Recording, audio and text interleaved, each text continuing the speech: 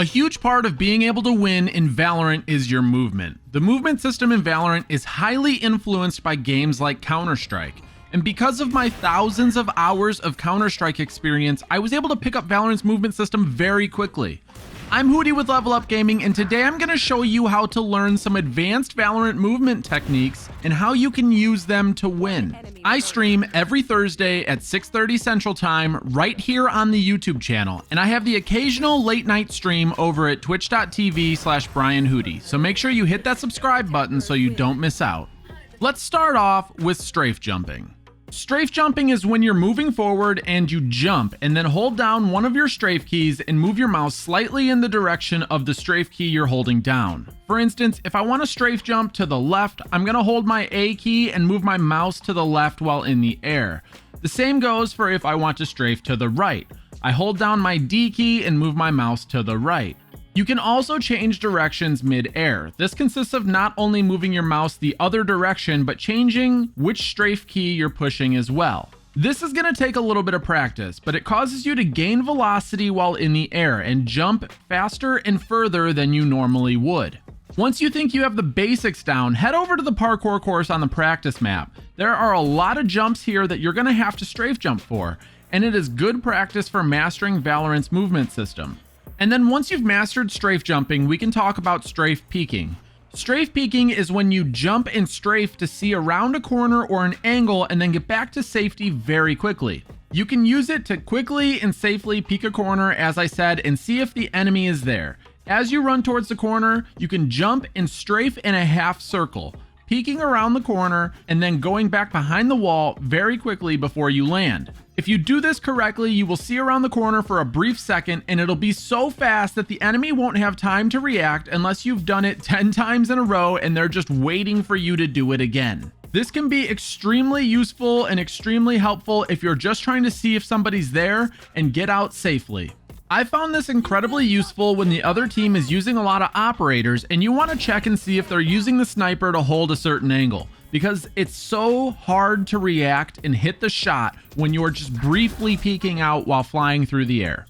And on the note of peeking, let's talk about jiggle peeking. It's another way to semi-safely peek a corner and get an idea of whether or not there's some enemies there. This is also incredibly useful if you're trying to draw out an op shot before you wide peek at the opper. It's quite easy to do, and it doesn't take much time to learn the timing for it. If I'm jiggle peeking to the left around a corner, I'm hitting A to peek and D to go back behind the wall very quickly. If you're trying to get a shot off while you're jiggle peeking, this is called counter strafing, and it's quite easy to do. It doesn't take much time to learn the timing for it. Jiggle peeking is just the act of jiggling back and forth on a corner, exposing part of yourself, potentially seeing around the corner, drawing out a shot, or getting some information. But if you want to add counter strafing into that, like I said, it's super easy. As soon as you peek out, you hold A to peek a corner on the left-hand side, and then as soon as you hit D, you want to fire a shot, because that's going to be the time where you are completely stopped, you're not moving, and you're the most accurate. This takes some practice, and you'll have to figure out the timing for it, so head into a custom game or the practice range and practice counter strafing on the bots. You should be able to figure out exactly when you need to shoot to be perfectly accurate. This is extremely effective when you're trying to get a quick, easy one-shot headshot kill with a deagle or whatever you're using. Next, let's talk about bunny hopping. Traditionally speaking, bunny hopping is when you chain multiple strafe jumps together to quickly move from point A to point B. The goal of bunny hopping is that it causes you to move more quickly if you do it perfectly. Like I said earlier, when you're strafe jumping, you're actually getting faster as you're strafing through the air. You're gaining velocity.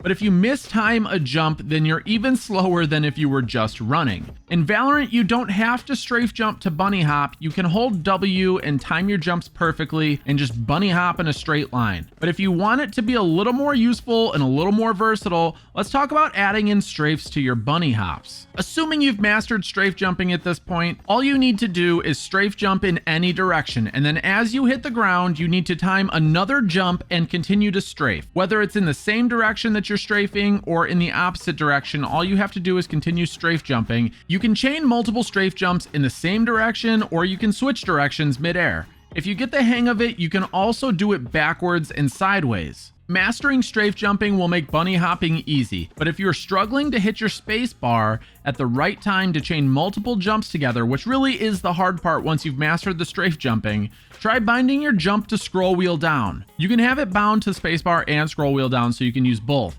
If you do this, when you're getting close to the ground, just scroll down on your scroll wheel and it will spam jump, causing your character to do it as soon as possible. It's almost impossible to miss the timing if you do this. The downside to bunny hopping, and you need to be careful because if an enemy catches you out while you're doing this, is that you're not accurate with your gun until you hit the ground and stop moving. So be very careful. Only use it when you need to or when it's appropriate. Next up, we've got crouch jumping. If you've seen that guy jump on top of an object and then you walk up to the same object and you can't jump on top of it no matter how hard you try, he's probably crouch jumping. In Valorant, you can crouch jump to be able to jump on top of taller objects than you would normally be able to jump on. Crouch jumping is when you jump and then shortly after jumping, hold down your crouch key. This is very easy to figure out and master. If you head into the practice range, there's actually a really good spot where you can stand and work on mastering this. Head on over to this staircase and stand in the corner. If you notice, you can't get on top of the staircase by just jumping, but if you crouch jump just right, you will get on top.